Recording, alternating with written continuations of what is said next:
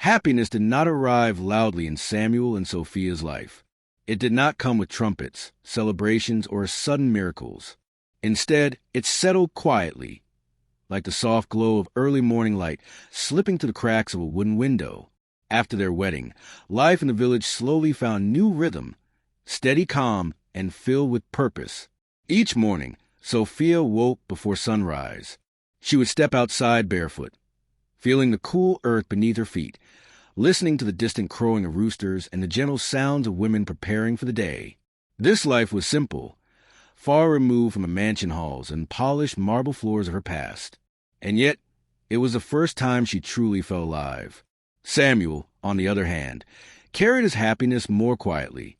He woke each day grateful that the woman beside him chose him not for wealth, but for love.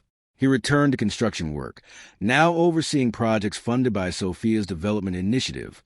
The same hands that once carried cement bags now signed progress reports and guided young men who looked up to him with admiration. Grace often watched them from the doorway, her aging eyes filled with quiet pride. God does not make mistakes, she would whisper to herself. But beneath the peace, shadows lingered. Sophia tried to ignore the constant vibration of her phone. Emails from lawyers, calls from board members, messages marked urgent. The Williams empire, her father's legacy, was slowly unraveling without leadership. Factories needed direction. Workers needed reassurance. Investors wanted answers. One morning, as Sophia sat outside peeling yam for breakfast, her phone rang again. She stared at the screen, then switched it off. Samuel noticed. "You can't keep running from it," he said gently, sitting beside her. "I know," Sophia replied, her voice heavy, "but I'm afraid of what it will cost us." Samuel was silent for a moment. "Then we will pay the cost together." Later that day, a courier arrived with official documents. Sophia read through them slowly. Financial losses, legal deadlines, board meetings scheduled without her approval. That night, she barely slept. At dawn, she sat up suddenly, her heart pounding. She turned and looked at Samuel sleeping peacefully beside her. Am I selfish for wanting this life? She wondered, or irresponsible for avoiding the other one. By mid-morning, she had made a decision. I need to go to Lagos, she said quietly as they ate breakfast. The room went still. Grace paused mid-stir. Rita looked up sharply. Samuel lowered his spoon. For how long? He asked. Sophia swallowed. I don't know. Rita's face fell. Grace crossed herself softly.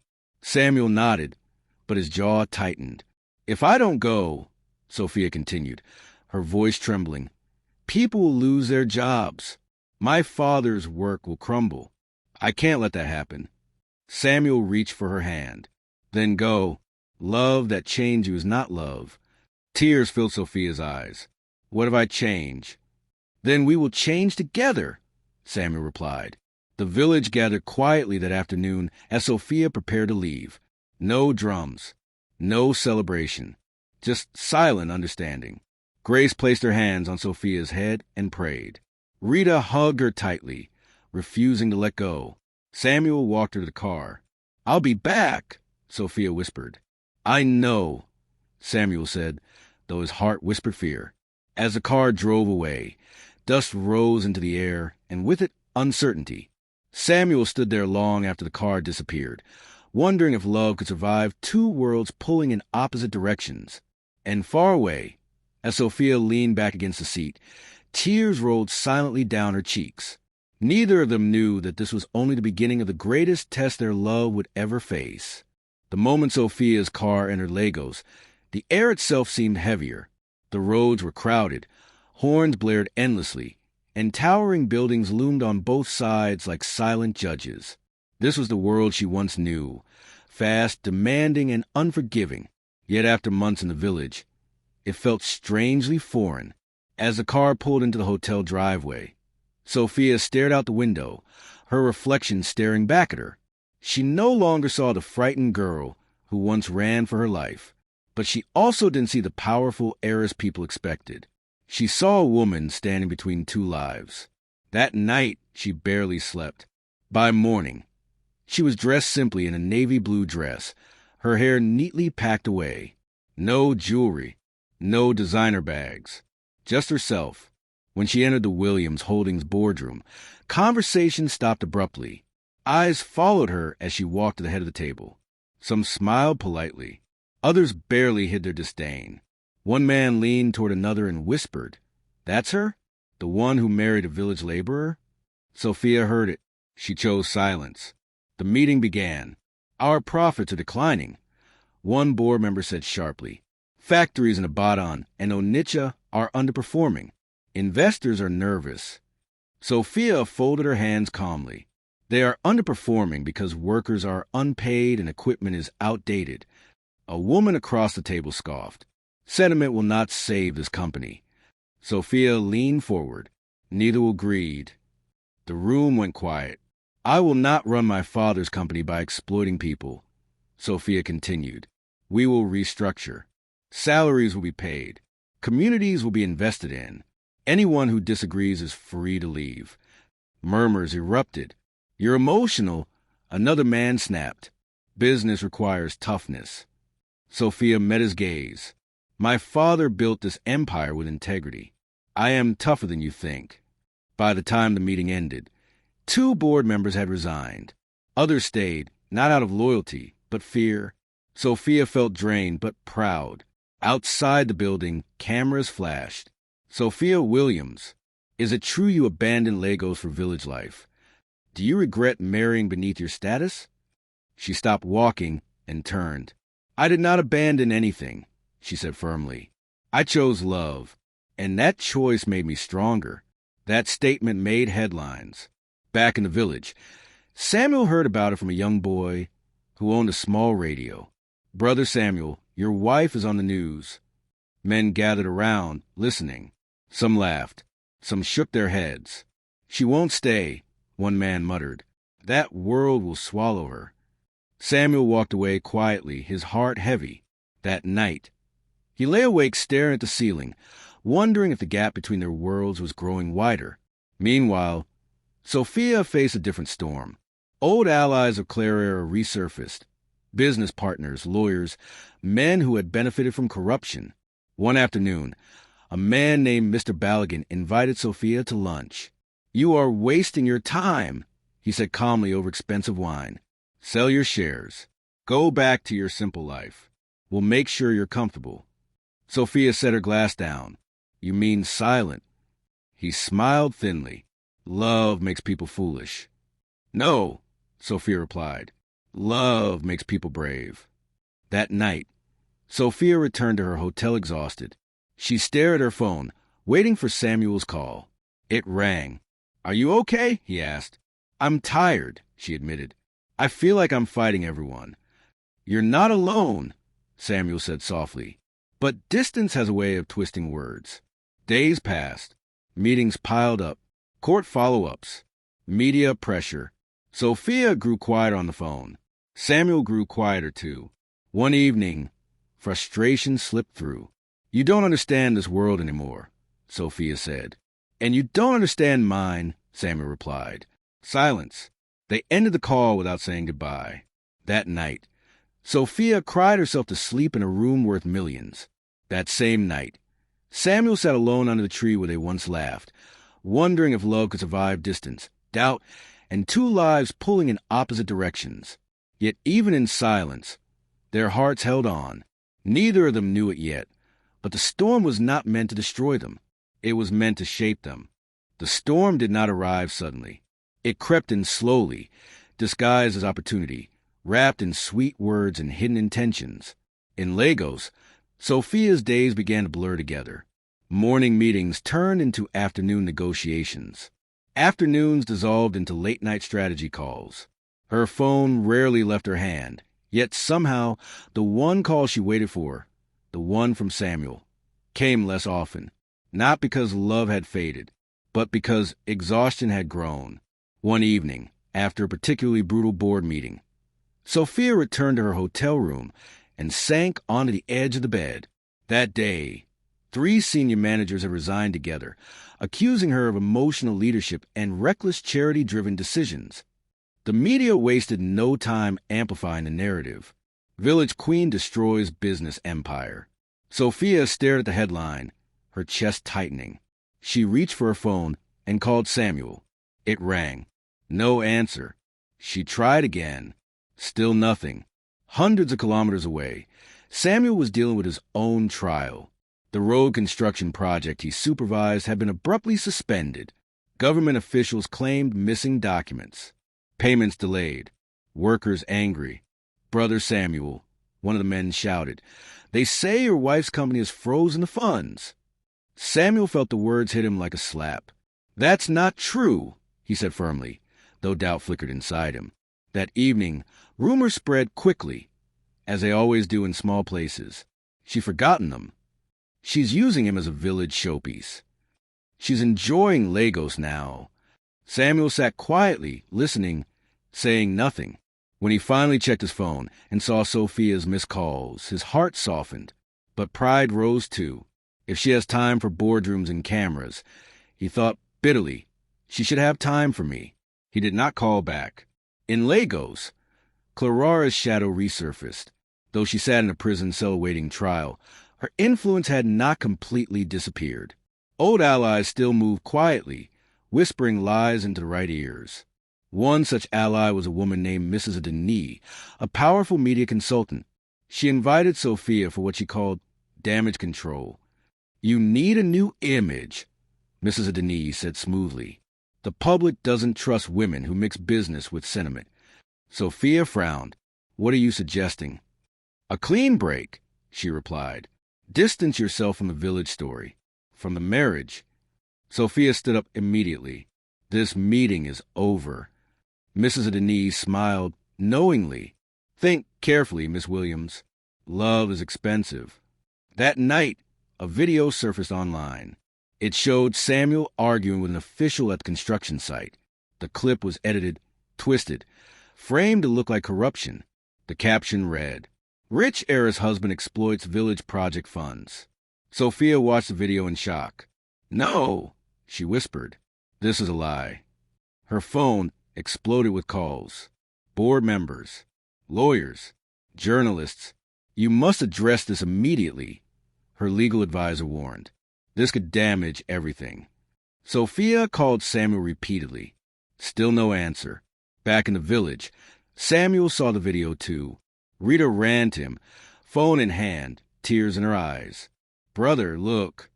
Samuel watched silently. The footage was incomplete, but convincing enough. "That's not what happened," he said. "But people won't care," Rita whispered. Grace watched her son carefully. "This is a test," she said softly. "Do not let anger speak for you." But anger had already found a voice. The next morning, Sophia stood before the press. "My husband is innocent," she said firmly. "This video is manipulated. We will investigate." A reporter shouted, "Is your personal life affecting your judgment?" Sophia hesitated. That hesitation became a headline. Doubt in heiress voice. Is love blinding her? Samuel saw it. That pause hurt more than any rumor. That night, he finally answered her call. "Do you believe me?" he asked quietly. "Yes," Sophia said immediately. "Then why did you hesitate?" Silence stretched between them. Sophia swallowed. "Because the whole world was watching. And I wasn't enough?" Samuel asked. Pain cracked his voice. Sophia's eyes filled with tears. "That's not fair." "Neither is this," Samuel replied. The line went dead. For the first time since they met, love felt fragile. Sophia spent the night staring at the ceiling, haunted by Samuel's voice. Samuel sat under the tree until dawn, wondering if loving someone from another world meant always being on trial. Yet beneath the hurt, neither stopped loving. They were wounded, but not broken. And somewhere in the shadows, someone smiled, because the real battle had just begun. The night after the call ended, neither Samuel nor Sophia slept.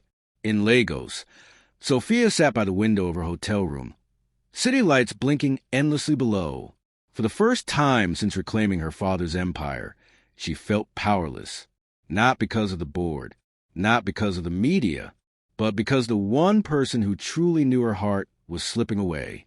She replayed Samuel's words again and again. And I was enough? Tears rolled freely now. You were always enough, she whispered into the darkness. You were my strength. At dawn, Sophia made a decision. She canceled all meetings. She ignored the calls from lawyers and advisors. She packed a small bag, and she went back to the village. Samuel woke up early that morning, as he always did. He washed his face at the tap, but his reflection looked unfamiliar. His eyes were tired, his shoulders heavy. Grace watched him quietly. "My son," she said gently. "Pride can protect dignity, but it can also destroy love." Samuel said nothing. Just then, a familiar sound reached them, the hum of an approaching engine. Samuel froze. Rita ran outside first. "She's here," she shouted. Samuel's heart pounded, but he stayed where he was. Sophia stepped out of the car slowly. She looked smaller somehow, vulnerable, not the powerful heiress Lagos knew, but the woman who once slept on a mat in this house. She walked toward Samuel. He turned away. "Sophia!" Grace called softly. Sophia stopped a few steps away from Samuel. Her voice trembled. "I came because I was wrong." Samuel finally looked at her. "I should never have let the world make me hesitate," she continued. "I should have stood louder, stronger. I hurt you, and I'm sorry." Silence stretched between them. "I don't need the world to believe in me," Samuel said quietly. "I only needed you." Sophia nodded, tears streaming. "And I failed you, but I'm here now. I choose you, again and again." She dropped to her knees. Gasps echoed around them. "Please," she whispered, "don't let fear take us apart." Samuel's breath caught. Slowly, he stepped forward and lifted her up. "Stand," he said. "You don't kneel for love. Love stands together." They embraced, tight, shaking real. That same afternoon, the truth began to surface. Sophia's legal team released a full, unedited footage of construction site incident.